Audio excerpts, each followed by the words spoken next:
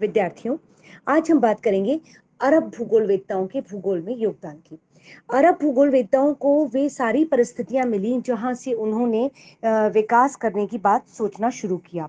अरब भूगोलवेत्ताओं ने का समय आता है अंध युग के पश्चात, जब क्रिश्चियनिटी ने यूरोपियन जो ज्ञान विज्ञान था उस पर उसको आच्छादित कर लिया था और धार्मिक मान्यताएं विज्ञान पर हावी हो गई थी। तो उस समय के बाद अरब भूगोलवेत्ताओं का समय आता है भौगोलिक चिंतन में, जिसको हम कह सकते हैं कि 600 मुस्लिम जब इस्लाम का उदय हुआ 641 में मुस्लिम्स ने फारस पर आधिपत्य किया, 642 में मिस्र पर आधिपत्य किया और 732 तक संपूर्ण सहारा क्षेत्र पर इन्होंने आधिपत्य कर लिया। और उसके बाद फ्रांस, स्पेन, पुर्तगाल, मध्य एशिया, उत्तरी चीन, भारत, अफ्रीका के पूर्वी तट, मलेशिया और दक्षिणी पूर्वी एशिया के कई द्वीपों तक इनका प्रभाव स्थापित हो गया। ये वो समय था जब फिर से भौगोलिक चिंतन ने एक नई करवट ली और भौगोलिक चिंतन ज्ञान विज्ञान की दिशा में अग्रसर हुआ। अरबों के विकास से पूर्व यूरोपियन वर्ल्ड में, जैसा कि मैंने आपको बताया, डार्क एज थी, जिस समय पृथ्वी की शेप, साइज इत्यादि की सारी जो जानकारियां वैज्ञानिक तौर पर हमें ग्रीक्स और रोमन्स के समय में प्राप्त हुई थी, वो खत्म हो गई थी। और जो ग्रीक्स और रोमन्स की जो ग्लोरी थी, जो उन्होंने एक अपना इंटेलेक्चुअल वर्ल्ड में, जो बौद्धिक विश्व में जो उन्होंने अपना आधिपत्य स्थापित किया था, वो खत्म हो गया था। लेकिन अब इस पृष्ठभूमि में जब अरब भूगोलवेत्ताओं को चिंतन और विज्ञान का स्वरूप मिला, जब साम्राज्य मिले, तो उन्होंने ज्ञान का विकास फिर से शुरू किया, जिसकी वजह एक तो बहुत बड़ी ये थी कि वो मूलतः जिज्ञासु प्रवृत्ति के लोग थे। दूसरे, वो अपने क्षेत्र में, अपना जो भी उनका आधिपत्य का क्षेत्र था, उसमें ज्ञान विज्ञान का विकास करना चाहते थे, जिज्ञासाओं को दूर करना चाहते थे। उनके पास खुला आकाश था, जिसमें खगोलीय पिंडों की, नक्षत्रों की मूवमेंट्स को देख देखकर उनके मन में जो भी सवाल उठते थे, उन सवालों के जवाब खोजना चाहते थे। और इस पृष्ठभूमि में उन्होंने विज्ञान का, और कहना चाहिए कि भूगोल का विकास करना प्रारंभ किया। अब उन्होंने जब ज्ञान विज्ञान के क्षेत्र में कदम बढ़ाना शुरू किया, तो उन्होंने सिर्फ अपनी ही खोज नहीं की, बल्कि उससे पहले जो ग्रीक्स ने, जो रोमन्स ने, जो यहूदियों ने और जो भारतीय चिंतकों ने जितना कुछ लिटरेचर उपलब्ध कराया था, उस सबको उन्होंने ध्यान में रखते हुए उसका अध्ययन कर कर अपने ज्ञान विज्ञान को आगे बढ़ाने का प्रयास किया। तो उन्होंने जो पृष्ठभूमि ली, वो अंध युग के भी पहले जो ज्ञान विज्ञान विकसित था, उसको रिनोवेट करते हुए उस पृष्ठभूमि में उन्होंने अपने विज्ञान का विकास करने का प्रयास किया। इसलिए भौगोलिक चिंतन में उनके समय को बहुत महत्वपूर्ण माना जाता है, जहां एक तरीके से पुनरोदय किया उन्होंने समस्त विज्ञान का, समस्त भौगोलिक चिंतन का, समस्त जो ज्ञान विज्ञान और जो तार्किक क्षमताएं थी उनका। अरब ज्योग्राफर्स का समय 800 एडी के से माना जाता है। 762 में बगदाद की खोज की थी, और बगदाद जो है उसको बौद्धिक विश्व के केंद्र के रूप में अरब जो साम्राज्यवादी थे, जो सम्राट थे, उन्होंने विकसित किया था। यहाँ पर खलीफा हारून अल राशिद ने एक एकेडमी स्टैब्लिश की थी अध्ययन के लिए, और उस अकादमी का नाम था बैतुल हिकमा। ये एकेडमी समस्त लिटरेचर को उपलब्ध कराती थी। ये इस एकेडमी में जो यूनानी लिटरेचर है, जो लैटिन भाषा में जो ग्रंथ लिखे गए, जो फारसी भाषा में ग्रंथ लिखे गए, जो संस्कृत लिटरेचर अवेलेबल था, इन सब अवेलेबल लिटरेचर्स का, इन सभी अवेलेबल ग्रंथों का अरबी भाषा में अनुवाद किया गया। यहां से शुरू हुआ अरब का जो बौद्धिक विकास है वो। तो ये बहुत बड़ा योगदान इस एकेडमी का रहा है, क्योंकि जब अराबिक में इन सारे ग्रंथों का अनुवाद हुआ, तो उसके बाद ये इन ग्रंथों में संग्रहित जो नॉलेज थी, वो जन जन तक पहुंची, और स्कॉलर्स को मौका मिला कि वो इस समस्त ज्ञान का विश्लेषण करते हुए ज्ञान की दिशा में आगे अग्रसर हो सके।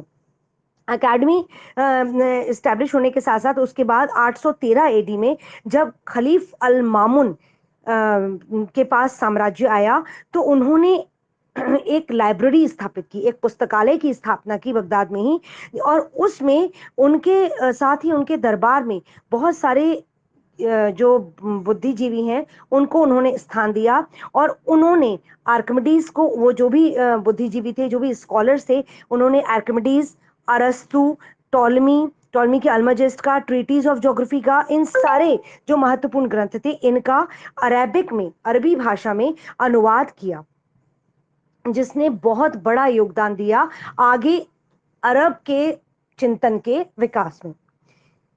इसके अलावा इन्होंने भारतीय जो स्कॉलर्स थे उनको मामून ने अपने साम्राज्य में इनवाइट किया, आमंत्रित किया विचार विमर्श के लिए, बौद्धिक विचार विमर्श के लिए और ज्ञान के आदान प्रदान के लिए आमंत्रित किया। साथ ही आर्यभट्ट और सूर्य सिद्धांत का यहाँ के स्कॉलर्स ने बहुत गहनता से अध्ययन किया और जो त्रिकोणमिति के, जो गणित के जो सिद्धांत हैं उनको यहीं से प्राप्त किया, इन सबको यहीं से ग्रहण किया। इसके अलावा यहाँ पर जो भी एस्ट्रोनॉमिकल जो डेवलपमेंट्स हुए वो इन्हीं भारतीय जो विद्वान यहाँ आमंत्रित किए गए थे और जो आर्यभट्ट इत्यादि के जो ग्रंथ मिलते हैं उनसे खगोल शास्त्रीय विज्ञान को प्राप्त कर कर इन्होंने अपने ज्ञान को विकसित करने और नवीन ग्रंथों के निर्माण, नवीन ग्रंथों की जो रचना है उसमें इन्होंने अपने काम को आगे बढ़ाया। तो कुल मिला के कहा जा सकता है कि इन्होंने जो ओवरऑल जो अरब जोग्राफर्स हैं उन्होंने बहुत सारे अपने जो ज्यादातर जो जोग्राफिकल आइडियाज हैं वो ग्रीक से लिए, रोमन से लिए, ईरानियन से लिए और इंडियन से लिए, और इन्होंने अपने संपूर्ण ज्ञान को पश्चिम में अटलांटिक महासागर के तट से लेकर पूर्व में प्रशांत और हिंद महासागर के तट तक जो भी ज्ञात बसा हुआ विश्व था, मानव द्वारा जो आबादी जहां तक थी वहां तक इन्होंने अपने ज्ञान को विस्तृत किया। अरब भूगोलवेत्ताओं की अगर हम कुल योगदान की बात करें कि किस किस क्षेत्र में और किस किस रूप में इनका योगदान मिलता है, तो हम कह सकते हैं कि गणित, खगोल शास्त्र, भौतिक भूगोल जिसमें कि हम जियोमोर्फोलॉजी, क्लाइमेटोलॉजी और ओशनोग्राफी सबसे संबंधित जो कुछ धारणाएं, कुछ जो परिकल्पनाएं हैं, कुछ सिद्धांत हैं, उन सबको देख सकते हैं, उसमें इनका योगदान मिलता है। और साथ ही प्रादेशिक भूगोल में भी इनका योगदान देखने को मिलता है, चाहे रेखीय मापन हो, अक्षांशों देशांतरों का निर्धारण हो या ज्ञात विश्व का सीमांकन हो, इस सब में भी इनके योगदान को देखा समझा जा सकता है। तो ये सारे क्षेत्र इनके अध्ययन के क्षेत्र रहे हैं। अगर हम इसको क्लासिफाई करते हैं, अलग अलग हेड्स में, अलग अलग शीर्षकों में बांटते हैं, तो पहला शीर्षक आता है कि पृथ्वी का आकार और पृथ्वी के स्वरूप खगोल शास्त्र की दृष्टि से ब्रह्मांड में पृथ्वी की क्या स्थिति है, इसके बारे में जब हम अरब जोग्राफर्स के मत की बात करते हैं तो हमें इनके मत जो है वो यूनानी भूगोलवेत्ताओं से प्रेरित मिलते हैं। इन्होंने भी उनके भांति ये माना कि पृथ्वी ब्रह्मांड के केंद्र में है और अरब जोग्राफर्स के अनुसार अन्य 7 ग्रह पृथ्वी की परिक्रमा करते हैं। ये जो 7 ग्रह हैं उन ग्रहों के नाम इन्होंने बताए पृथ्वी से दूरी के साथ के क्रम में मैं आपको बता रही हूं। चंद्रमा, बुध, शुक्र, सूर्य, मंगल, बृहस्पति और शनि, इन सबको इन्होंने ग्रह माना और ये माना कि पृथ्वी ब्रह्मांड के केंद्र में है और ये 7 ग्रह पृथ्वी के चारों ओर परिक्रमा करते हैं। इन सभी का पृथक पृथक अपना आकाश है, स्काई शब्द इन्होंने यूज किया, आकाश है। और ये जब सारे आकाश मिल जाते हैं, जो 8 आकाश मिल जाते हैं, तो एक सर्वोच्च आकाश प्राप्त होता है जिसको इन्होंने हाईएस्ट हेवन, सर्वोच्च स्वर्ग की संज्ञा दी। ऐसा नहीं है कि धर्म और माइथोलॉजी से कहीं भी जुड़े हुए नहीं थे, मनुष्य आज तक जुड़ा हुआ है, तो उस समय तो ज्ञान विज्ञान बहुत सीमित विकसित था, तो इसलिए स्वर्ग और नर्क की परिकल्पना वहां मिलती है।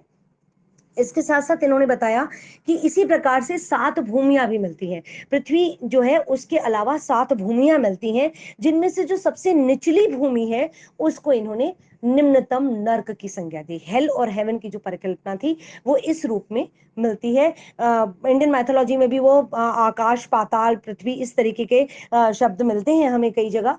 तो ये अवधारणाएं उस समय प्रचलित थी।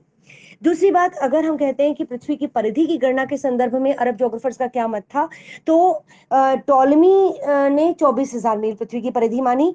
26,000 मील गणना, सॉरी 25,000 मील की गणना एराटोस्थेनेस ने की थी। अल मामून के समय में इसकी जो गणना अरब जोग्राफर्स ने की वो माना 20,160 मील। फिर अलबत्तानी के समय में ये फिर से परिवर्तित हुई और गणना की गई 27,000 मील।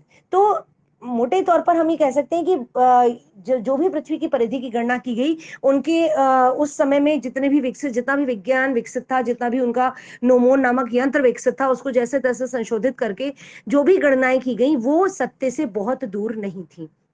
इसीलिए उनको हम महत्वपूर्ण मान लेते हैं as far as study of earth is concern.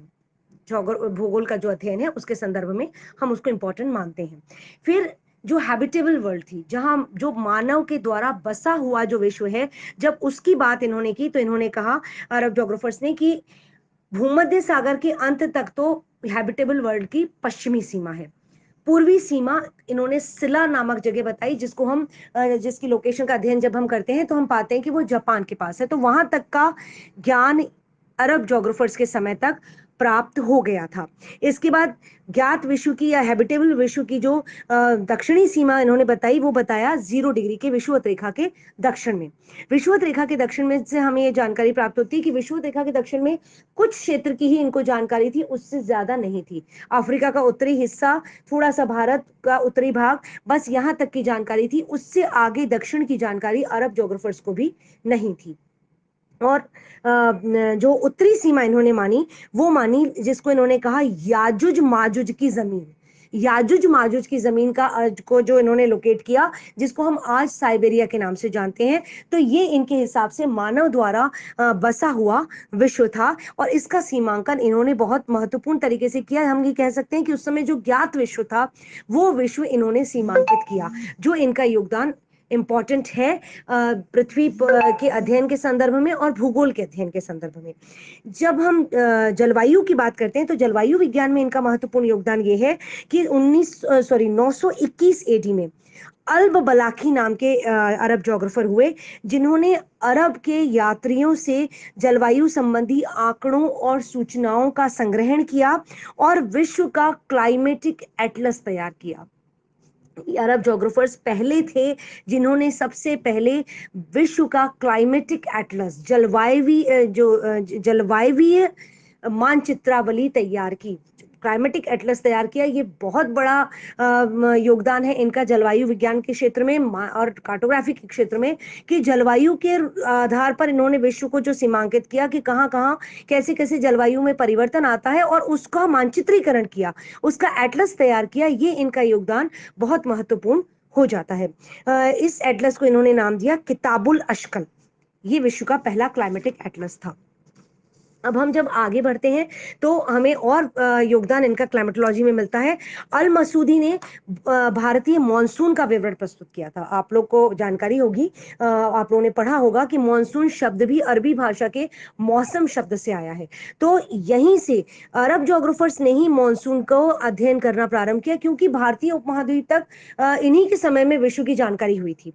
तो यहाँ इस संपूर्ण क्षेत्र में जो भी ये हिस्सा था, यहाँ पर इन्होंने ये पाया कि हवाएं 6 महीने एक दिशा से चलती हैं, 6 महीने दूसरी दिशा से चलती हैं। ये जो मानसून की विशेषता है, इसकी ओर इन्होंने ही ध्यान दिया था और इन्होंने ही इसको अध्ययन करने का प्रयास किया। 985 एडी में अल मकदीसी नामक अरब जोग्राफर हुए, जिन्होंने विश्व को नए सिरे से 14 जलवायु प्रदेशों में बांटा।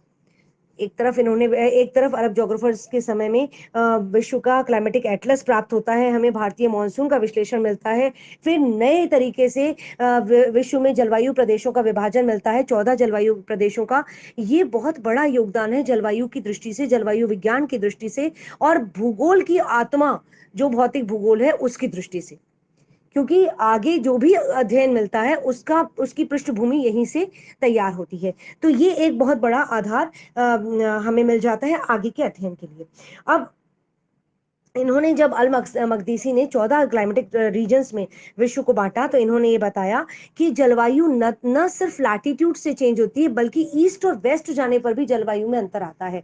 हम ये पाते हैं कि इससे पहले तक जब भी जलवायु के संदर्भ में बात हुई है, हमेशा यही बात की गई है विद्वानों द्वारा, ताप कटिबंधों की बात ज्यादा की गई है, जलवायु की बात कम की गई है, और अगर की भी गई है तो इस रूप में की गई है कि जब भी हम विषुवत रेखा से उत्तरी अक्षांशों की तरफ या दक्षिणी अक्षांशों की तरफ जाते हैं तो जलवायु में परिवर्तन आता है। जैसे जैसे हम अक्षांशीय दृष्टि से अपना स्थान बदलते हैं, वैसे वैसे जलवायु में परिवर्तन आता है।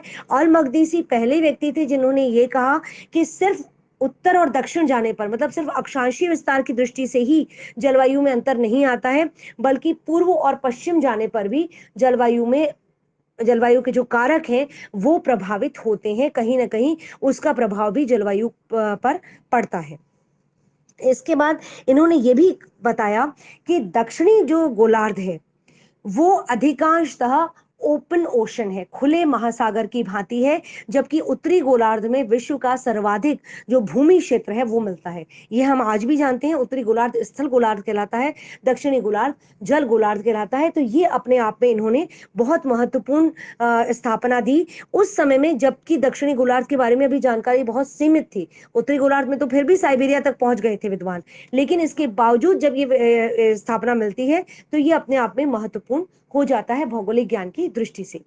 ये हमारी तकनीकी सीमा है, इसलिए इस बात को हम अगले वीडियो में आगे बढ़ाते हैं। Thank you.